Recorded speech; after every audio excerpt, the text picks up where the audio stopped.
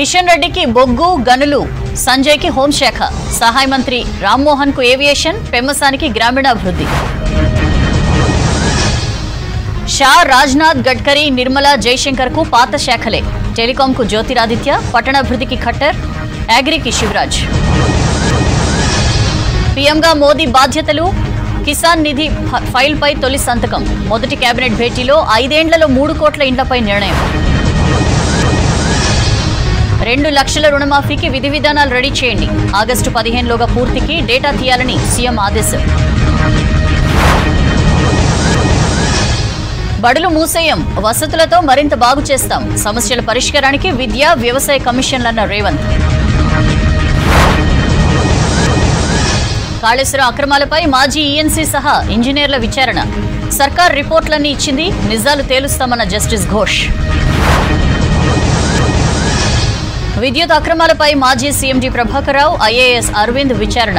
గొర్రెల స్కామ్లో కస్టడీ నిందితులను విచారించిన అధికారులు. కులగణన విధి విధానాలపై మేధావులతో బీసీ కమిషన్ మీటింగ్. 2 నెలల్లో సర్వే పూర్తి చేయొచ్చని ప్రొఫెసర్ల సూచనలు. ఎల్లుండి చంద్రబాబు ప్రమాణానికి భారీగా ఏర్పాట్లు, పనులు పరిశీలించిన అధికారులు, టీడీపీ నేతలు.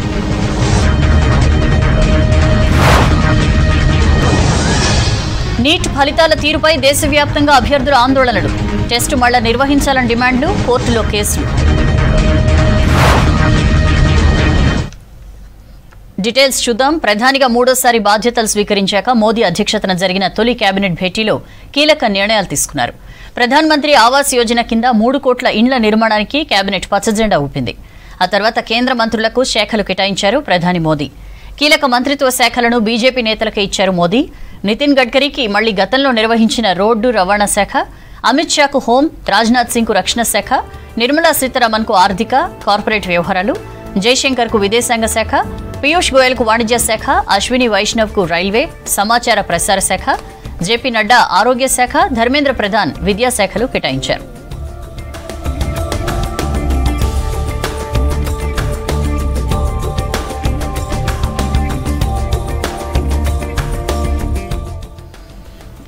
రాష్ట్రంలోని సికింద్రాబాద్ ఎంపీ కిషన్ రెడ్డికి బొగ్గు గనుల శాఖ, కరీంనగర్ ఎంపీ బండి సంజయ్కు హోంశాఖ సహాయ మంత్రి పదవి అప్పగించారు. ఇక ఏపీలోని శ్రీకాకుళం ఎంపీ రామ్మోహన్ నాయుడుకు పౌర విమానయాన బాధ్యతలు అప్పగించారు. పెమ్మసాని చంద్రశేఖర్ కు గ్రామీణాభివృద్ధి, కమ్యూనికేషన్ సహాయ శాఖ, భూపతిరాజు శ్రీనివాస్ వర్మకు భారీ పరిశ్రమలు, ఉక్కు శాఖ సహాయ శాఖ కేటాయించారు.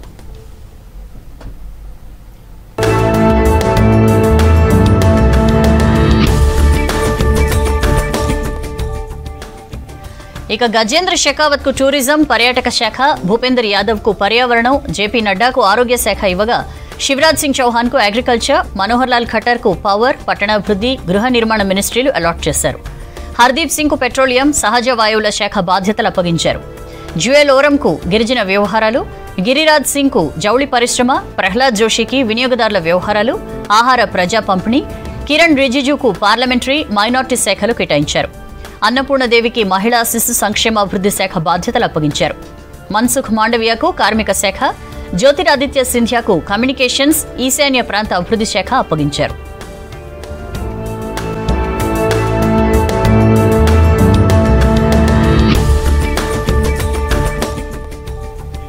కర్ణాటక మాజీ ముఖ్యమంత్రి కుమారస్వామికి భారీ పరిశ్రమల శాఖ, జీతన్ రామ్ మాంఝీకి మైక్రో, స్మాల్, మీడియం ఎంటర్ప్రైజెస్ శాఖలు కేటాయింపించారు. జేడీయూ నేత లలన్ సింగ్ కు పంచాయతీరాజ్తో పాటు పశు సంవర్ధక శాఖ దక్కింది. అస్సాం మాజీ సీఎం సోనోవాల్ కు ports and shipping, Virendra Kumar కు సామాజిక న్యాయ శాఖ, చిరాగ్ పాశ్వాన్ కు food processing industry, CR Patil కు జలశక్తి శాఖ కేటాయించారు. కేరళ త్రిశూర్ నుంచి ఎంపీగా గెలిచిన సురేష్ గోపికి పెట్రోలియం, టూరిజం సహాయ శాఖ కేటాయించారు.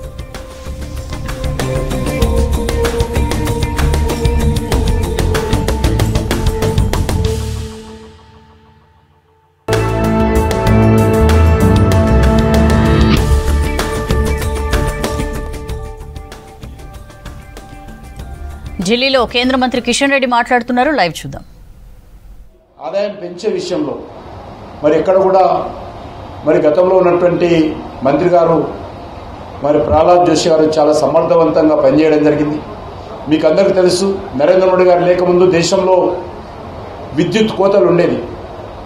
కారణము బొగ్గు అందుబాటులో లేకపోవడం, బొగ్గు సరఫరా లేకపోవడం కారణంగా దేశంలో విద్యుత్ కోతలు ఉండేది. నరేంద్ర మోడీ గారు వచ్చిన తర్వాత చాలా పెద్ద ఎత్తున మరి ఈరోజు బొగ్గు ఉత్పత్తి చేయడం ద్వారా, కోల్ ప్రొడక్షన్ పెంచడం ద్వారా ఈరోజు విద్యుత్ కోత లేనటువంటి నూతన భారతాన్ని నరేంద్ర మోడీ గారు ఆవిష్కరించారు. అన్ని రాష్ట్రాలలో కూడా ఈరోజు పవర్ గ్రిడ్ కనెక్టివిటీ పెంచి ఈరోజు విద్యుత్ కోత లేని దేశంగా నిర్మాణం చేయడం జరుగుతుంది. తప్పకుండా ఆ దిశలోనే మేము రానున్న రోజుల్లో బొగ్గు కొరత లేకుండా దాన్ని మరింతగా మరి ఏ రకంగా ఉత్పత్తి పెంచాలనేటువంటి విషయంలో కూడా ఆలోచన చేస్తామనే విషయాన్ని ఈ సందర్భంగా మనవేస్తున్నాం. మనం చూస్తూ ఉన్నాము, భారతదేశంలో ఈరోజు విద్యుత్ డిమాండ్ చాలా పెరుగుతూ ఉంది. అది అగ్రికల్చర్ సెక్టార్లో కావచ్చు, అదేవిధంగా ఇండస్ట్రీ సెక్టార్లో కావచ్చు, లేక కమర్షియల్ సెక్టార్లో కావచ్చు, రెసిడెన్షియల్ సెక్టార్లో, డొమెస్టిక్ సెక్టార్లో కావచ్చు. ఈ 4 సెక్టార్లో కూడా విద్యుత్ డిమాండ్ రోజు రోజుకు పెరుగుతూ ఉంది. కాబట్టి విద్యుత్ డిమాండ్కి అనుకూలంగా విద్యుత్ మనం సరఫరా చేయాలంటే, విద్యుత్ ఉత్పత్తి చేయాలంటే దానికి కావాల్సినటువంటి బొగ్గును కూడా మనం ఈరోజు మరి ప్రొడక్షన్ పెంచుకోవాల్సినటువంటి అవసరం ఉంది. మనకు తెలుసు, చాలా పారదర్శకతతో ఈరోజు బొగ్గు గనుల వేలం వేయడం కానీ, బొగ్గు ఉత్పత్తి చేసేటువంటి కంపెనీలు మరి ఈరోజు ముందుకు వస్తూ ఉన్నాయి. గతంలో యూపీఐఎంలో ఏ రకంగా ఈ బొగ్గుకి సంబంధించినటువంటి కుంభకోణాలు జరిగాయో మనకు తెలుసు. కానీ ఈరోజు నరేంద్ర మోడీ గారు వచ్చిన తర్వాత చాలా నీతి నిజాయితీతో మరి ఒక సమగ్రమైనటువంటి విధానపరమైనటువంటి పాలసీ, మరి పారదర్శకతో కూడినటువంటి ట్రాన్స్పరెన్సీ పాలసీ తీసుకొచ్చి బొగ్గును మరి తవ్వడం కావచ్చు, బొగ్గు సరఫరా చేయడం కావచ్చు, బొగ్గు అమ్మకాలు కొనసాగించడం కావచ్చు, బొగ్గు సరఫరా చేయడం కావచ్చు, పబ్లిక్ సెక్టర్ కావచ్చు, లేకపోతే ప్రైవేట్ సెక్టర్ కావచ్చు, అన్ని రకాలుగా అనేక రకాల వేలాది పరిశ్రమలకు కూడా బొగ్గును సరఫరా చేయాల్సి ఉంటుంది. వాటన్నిటిని కూడా రానున్న రోజుల్లో సమర్థవంతంగా చేస్తాము. ఈరోజు భారత ప్రభుత్వము మరి చాలా ఇంపార్టెంట్ సెక్టార్ అయినటువంటి బొగ్గు, ఎందుకంటే దేశ అభివృద్ధికి చాలా కీలక పాత్ర ఈరోజు బొగ్గు మరి పనిచేస్తున్న విషయం. మరి ఈరోజు విద్యుత్ లేకపోతే దేశంలో ఏ కార్యక్రమం కూడా ముందుకు సాగదు. విద్యుత్ సరఫరా అంతరాలు లేకుండా విద్యుత్ డిమాండ్ మీటు కావాలంటే అదే స్థాయిలో మనకు కావాల్సినటువంటి బొగ్గును కూడా ఉత్పత్తి చేసుకోవాల్సిన అవసరం ఉంది. అనేక రకాలుగా ఇతర దేశాల నుంచి కూడా దిగుమతి చేసుకుంటున్నారు. వీటన్నిటి కూడా సమన్వయం చేసుకుంటూ మన దేశంలో మరి బొగ్గు గనులు ఎప్పటి వరకు ఉన్నాయి, ఎన్ని బొగ్గు గనులు ఉన్నాయి, ఎన్ని సంవత్సరాల వరకు మన బొగ్గు గనులు అందుబాటులో ఉంటాయి, వీటన్నిటి కూడా అంచనా వేసుకోవాల్సిన అవసరం ఉంది. కాబట్టి నాకు ఇందులో ఏ రకమైనటువంటి అనుభవం లేదు. అయినప్పటికీ కూడా చాలా తొందరగా ఈ యొక్క మరి కోల్ మినిస్ట్రీకి సంబంధించినటువంటి విధి విధానాలు కావచ్చు, వాళ్ళు చేస్తున్నటువంటి కార్యక్రమాలు కావచ్చు, కోల్ ఇండియాలో పనిచేస్తున్నటువంటి లక్షలాది మంది కార్మికుల సంక్షేమం కావచ్చు, వీటన్నిటిపైన కూడా సమగ్రంగా అధ్యయనం చేసుకొని మేము నరేంద్ర మోడీ గారి యొక్క మార్గదర్శకంలో తప్పకుండా ఈ దేశానికి ఉపయోగపడేటువంటి కోల్ అండ్ మరి ఎనర్జీకి సంబంధించినటువంటి విషయంలో కావచ్చు, లేకపోతే మైన్స్ విషయంలో కావచ్చు సమర్థవంతంగా నిర్వర్తిస్తాను. ఒక తెలుగు వాడిగా మరి తెలుగు రాష్ట్రాలకు మంచి పేరు తీసుకొచ్చేటువంటి ప్రయత్నం చేస్తాను అనే విషయాన్ని సందర్భంగా మనవేస్తూ మరొకసారి నాకు కానీ మన తెలుగు రాష్ట్రాల నుంచి వచ్చినటువంటి మరొక 4 మంత్రులకు కూడా మంచి శాఖలు కేటాయించినందుకు నేను ప్రత్యేకంగా తెలుగు ప్రజానీకం తరఫున ప్రధాని నరేంద్ర మోడీ గారికి హృదయపూర్వకమైనటువంటి ధన్యవాదాలు తెలియజేస్తా ఉన్నాము. తప్పకుండా ఉభయ తెలుగు రాష్ట్రాల అభివృద్ధి కోసం నరేంద్ర మోడీ గారి నాయకత్వంలో మరి అన్ని రకాలుగా ప్రయత్నాలు చేస్తామని చెప్పి సందర్భంగా మనవి చేస్తూ 12వ తేదీ నాడు ఏదైతే మరి ఆంధ్రప్రదేశ్లో చంద్రబాబు నాయుడు గారు ఏదైతే వాళ్ళ మంత్రిత్వ శాఖలు మంత్రులు ఏదైతే ప్రమాణ స్వీకార కార్యక్రమం ఉంటుందో దానికి భారత ప్రధానమంత్రి గారు కూడా మరి నరేంద్ర మోడీ గారు కూడా రాబోతున్నారు. కాబట్టి తప్పకుండా రానున్న రోజుల్లో ఉభయ తెలుగు రాష్ట్రాలు మరింత వేగవంతంగా, మరింత సమాంతరంగా ఇతర రాష్ట్రాలతో పోటీ పడే విధంగా భారతదేశం అభివృద్ధిలో కీలక పాత్ర పోషిస్తూ ఈ రెండు రాష్ట్రాల అభివృద్ధి కోసము కేంద్ర ప్రభుత్వము మరి అన్ని రకాలుగా సహాయకారాలు అందిస్తుందని చెప్పి ఈ సందర్భంగా మనవి చేస్తూ మరొకసారి నా తరఫు పంట రుణమాఫీకి విధి విధానాలు రూపొందించాలని అధికారులను ఆదేశించారు సీఎం రేవంత్ రెడ్డి. ఆగస్టు 15లోగా రుణమాఫీ చేసి తీరాల్సిందేనని స్పష్టం చేశారు. 2 లక్షల వరకు రుణాలున్న రైతుల పూర్తి డేటా సేకరించి ప్రణాళిక సిద్దం చేయాలని సూచించారు. పూర్తి స్థాయిలో బ్యాంకర్ల నుంచి రైతుల వివరాలు సేకరించి అర్హుల్ని గుర్తించాలని తెలిపారు. పంట రుణమాఫీ, వ్యవసాయ శాఖపై అధికారులతో సమావేశమయ్యారు సీఎం రేవంత్ రెడ్డి.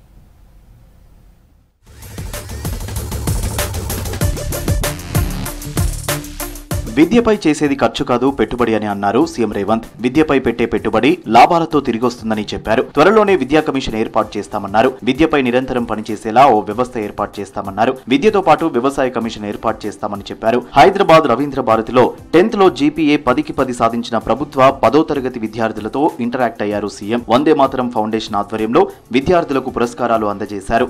విద్యా కమిషన్ ద్వారా మీ అవసరాలు ఎప్పటికప్పుడు ఎట్లయితే మైనారిటీ కమిషన్, ఎట్లయితే మహిళా కమిషన్ అపాయింట్ చేసి ఎప్పటికప్పుడు వాళ్ళ సమస్యల్ని ఫిర్యాదు చేసుకోవడానికి ఒక అవకాశం కల్పించి ఆ సమస్యల్ని పరిష్కరించడానికి ఎట్లయితే కమిషన్స్ ప్రభుత్వాలకు రికమెండేషన్స్ ఇచ్చి ఆ ప్రభుత్వాల సమస్యల్ని పరిష్కరిస్తున్నాయో తొందరలోనే విద్యా కమిషన్ అపాయింట్ చేయడం ద్వారా నిరంతరం మీ సమస్యల్ని పర్యవేక్షిస్తూ మీ సమస్యల పరిష్కారం కోసం పాటుపడడానికి ఒక నిరంతరం పనిచేసే వ్యవస్థను ఏర్పాటు చేయాలని మా ప్రభుత్వం నిర్ణయం తీసుకున్నది. 90% ఐఏఎస్, ఐపీఎస్, ఐఎఫ్ఎస్లు సర్కారు స్కూళ్లలో చదివినోళ్లేనన్నారు సీఎం రేవంత్. ప్రధాని మోదీ, ఏపీ సీఎం చంద్రబాబు తాను ప్రభుత్వ బడుల్లోనే చదివామన్నారు. గత పాలనలో ప్రభుత్వ బడులు నిర్వీర్యమయ్యాయన్నారు. విద్యార్థులు లేరనే నెపంతో స్కూళ్లను మూసేశారని ఆరోపించారు. 20 వరకు ప్రొఫెసర్ జయశంకర్ బడిబాట ఉంటుందని చెప్పారు సీఎం. మా ప్రభుత్వం పెద్ద ఎత్తున మీ పట్ల దృష్టి సారించకపోయినా మట్టిలో మాణిక్యాలుగా మీరు రాణించి ఈనాడు ఈ ప్రభుత్వానికి గౌరవం తెచ్చిపెట్టినందుకు విద్యార్థులందరినీ కూడా మనస్ఫూర్తిగా నేను అభినందిస్తున్నా. ఐఏఎస్లైనా, ఐపీఎస్లైనా, ఐఎఫ్ఎస్లైనా 90% ఐఏఎస్, ఐపీఎస్లు ప్రభుత్వ పాఠశాలలలో చదువుకున్న వాళ్ళే ఎన్నికవుతున్నారు. అదేవిధంగా రాజకీయ నాయకులు ముఖ్యమైన హోదాలలో రాణించిన వాళ్ళు ఈ దేశం మొత్తం మీద చూడండి. నరేంద్ర మోడీ గారు కావచ్చు, నారా చంద్రబాబు నాయుడు గారు కావచ్చు, మీ రేవంత్ అన్న కావచ్చు.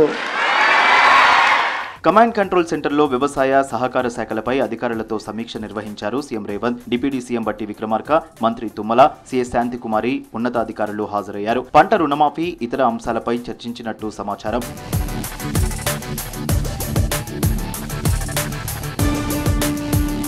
రాష్ట్రంలోని చిన్న లిఫ్ట్ల అభివృద్ధికి ప్రభుత్వం కృషి చేస్తుందన్నారు మంత్రి ఉత్తమ్ కుమార్ రెడ్డి. సూర్యాపేట జిల్లా కోదాడలో నీటిపారుదల శాఖ అధికారులతో ఉన్నత స్థాయి సమీక్ష నిర్వహించారు. సమీక్షకు కోదాడ ఎమ్మెల్యే పద్మావతి హాజరయ్యారు. చిన్న లిఫ్ట్ల కింద దాదాపు 6 లక్షల ఎకరాలు సాగు భూమి ఉన్నట్లు పేర్కొన్నారు. కృష్ణా, గోదావరి, మూసీ, పాలేరు నదులపై ఉన్న లిఫ్ట్లతో పాటు సాగర్ కాలువలపై ఉన్న లిఫ్ట్లను రైతులకు అందుబాటులోకి తీసుకొస్తామని చెప్పారు ఉత్తమ్.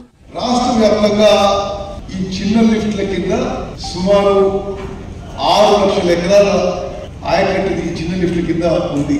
ఇప్పుడు నా ఉద్దేశం ఏంటంటే ఈ చిన్న లిఫ్ట్లు, ఈ లిఫ్ట్లని పూర్తి సామర్థ్యంతో తీసుకొచ్చి ఎంతైతే దానికి ఆయకట్ డిజైన్ చేయబడిందో అంతవరకు చివరి ఎకరం వరకు నీరు పారుదల చేయించే ఉద్దేశంతో కొన్ని ప్రయత్నాలు మేము మొదలుపెట్టాం. రానున్న వర్షాకాలం వరదల పరిస్థితిపై సమీక్ష నిర్వహించారు మంత్రి సీతక్క. వర్షాలు, వరదలతో తీసుకోవాల్సిన జాగ్రత్తలపై అధికారులను అడిగి తెలుసుకున్నారు. మిషన్ భగీరథ పథకంలో భాగంగా కొత్త కనెక్షన్లు, పాత కనెక్షన్లపై సమీక్షించారు. చెరువులు, కుంటలు, డ్యాంలు, రిజర్వాయర్లకు వస్తున్న వరదపై ఎప్పటికప్పుడు వివరాలు తెలుసుకోవాలని అధికారులను ఆదేశించారు సీతక్క. ములుగు జిల్లాలో గోదావరి తీర ప్రాంతంలో 29 కిలోమీటర్ల మేర కరకట్ట నిర్మిస్తున్నామని తెలిపారు మంత్రి సీతక్క. భవిష్యత్ అవసరాలను దృష్టిలో పెట్టుకుని కరకట్ట కడతామన్నారు. ఇప్పటికే ప్రభుత్వం 137 కోట్లు మంజూరు చేసిందన్నారు. ప్రాథమికంగా మంగపేట, ఏటూరు నాగారంలో యుద్ధ ప్రాతిపదికన పనులు పూర్తి చేస్తామన్నారు. మరో 15 రోజుల్లో కొండాయి గ్రామంలో తాత్కాలికంగా ఐరన్ బ్రిడ్జ్ అందుబాటులోకి తెస్తామన్నారు సీతక్క. ఇప్పుడు నేను ఆల్రెడీ 9.5 crores R&B నుంచి ఇచ్చినాం. కానీ ఆ బ్రిడ్జ్ స్టార్ట్ అయ్యే వర్క్ వాళ్ళకి రోడ్ వచ్చేసరికి టైం పడుతుంది. కాబట్టి ఇప్పుడు వంతెన ఇది ఐరన్ తోటి ఫుట్వేర్ లాగా చేస్తున్నాము. ఆల్రెడీ ఈ 2-3 రోజులలో స్టార్ట్ అవుతుంది. 10 daysలలో కొండాయి ప్రజలకు కూడా డైరెక్ట్గా ఏటూ నాగారానికి బైక్ రావడానికి బై వాక్ ఇంత మేరకు మాత్రం మేము చేస్తున్నాం. డ్రగ్స్ కంట్రోల్ అడ్మినిస్ట్రేషన్ ను బలోపేతం చేసేందుకు చర్యలు తీసుకుంటున్నామన్నారు మంత్రి దామోదర్ రాజనరసింహ. టీఎస్పీఎస్సీ ద్వారా ఎంపికైన 17 మంది డ్రగ్ ఇన్స్పెక్టర్లకు నియామక పత్రాలు అందజేశారు మంత్రి.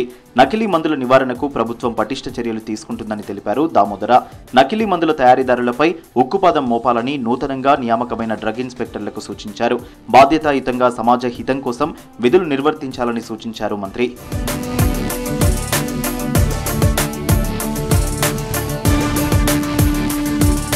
రైతుల శ్రేయస్సు కోరుకునే ఏకైక ప్రభుత్వం కాంగ్రెస్ ప్రభుత్వం అన్నారు ప్రభుత్వ విప్ ఆది శ్రీనివాస్. మాజీ మంత్రి హరీష్ రావు చిత్తశుద్ధి లేకుండా ప్రభుత్వంపై విమర్శలు చేస్తున్నారన్నారు. ఆగస్టులో రైతు రుణమాఫీ చేస్తామని హరీష్ రావు రాజీనామాను సిద్ధం చేసుకోవాలని సూచించారు ఆది శ్రీనివాస్. నిజంగా వీళ్ళకు చిత్తశుద్ధి ఉంటే 2022-2023 సంవత్సరంలో వీళ్ళు రైతు బంధు వేసినటువంటిది చూస్తే ఈ రోజు 10వ తారీఖు ఇంకెప్పుడు ఇస్తారు చెప్పని గాయ చేయడం హరీష్ రావు మానుకోవాల్సింది కోరుతున్నాం. నిజంగా మీకు చిత్తశుద్ధి రైతులకు ఉంటే మీ ముఖ్యమంత్రి గారు అప్పటి మీ మామ గారిని ఆ సంవత్సరాలు ఎందుకు ఒప్పించి ఈ ఆయిట్ మూడే ముందు ఎందుకు మీరు ఇప్పించలేకపోయారని చెప్పి దానికి సమాధానం ఏం చెప్తారని అడుగుతాం. జనగామ జిల్లా స్టేషన్ గన్పూర్ ప్రభుత్వ హాస్పిటల్ను ఆకస్మిక తనిఖీ చేశారు ఎమ్మెల్యే కడియం శ్రీహరి. డ్యూటీలో 8 మంది డాక్టర్లకు కేవలం 3 మాత్రమే విధులకు హాజరు కావడంపై ఆగ్రహం వ్యక్తం చేశారు. డాక్టర్లు ఎప్పుడు వస్తున్నారో ఎప్పుడు వెళ్తున్నారో తెలియడం లేదని రోగులు చెప్పడంతో డాక్టర్ల పనితీరుపై సీరియస్ అయ్యారు Kadiyam.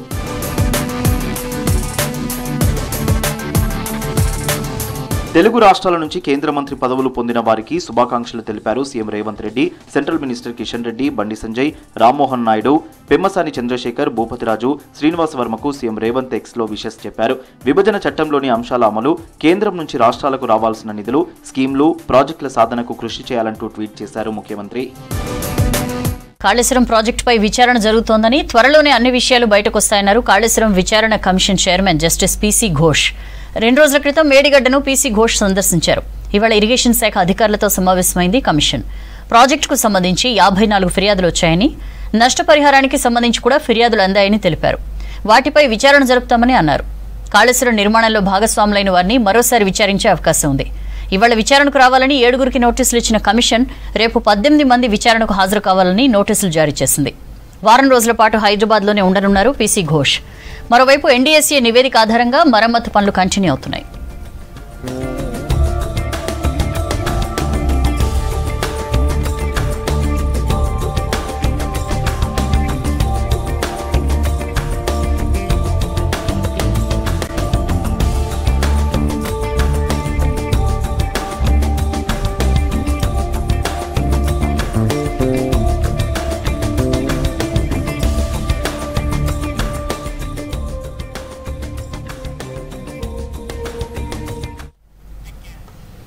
That's all for now.